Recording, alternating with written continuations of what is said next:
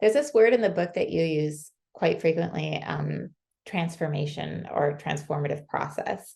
And for me, I've been feeling this sort of in the like cultural zeitgeist for a while that like experiences aren't necessarily good or bad. They don't necessarily make you stronger, but there is a transformative quality to them. And I was wondering if you could kind of define the term and when what we seek out of this idea of transformation. Yeah, I love what you're saying. And when I think about transformation, what really comes to mind is just shifting a state, right? Or shifting a perspective. And often when we hear that word, I think for me, I definitely will think of something really big. I'm like, it has to be monumental. It has to be like this, I was here and now I'm all the way up here, right? And it's like so huge.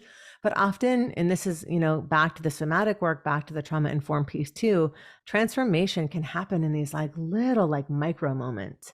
And those can be really integrative. Those can be metabolized. Those can be digestive. And to me, that's where transformation really comes from. It's like, what change is sustainable?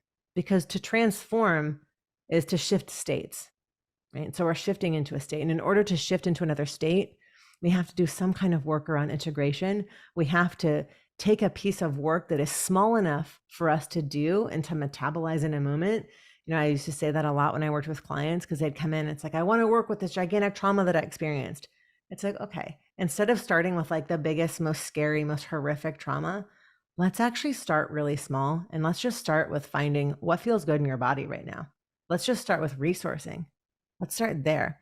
And then once we're resourced enough, we're going to start with a little trauma. My teacher used to always say, capital T and little t. We'll start with a little t and then we'll go from there.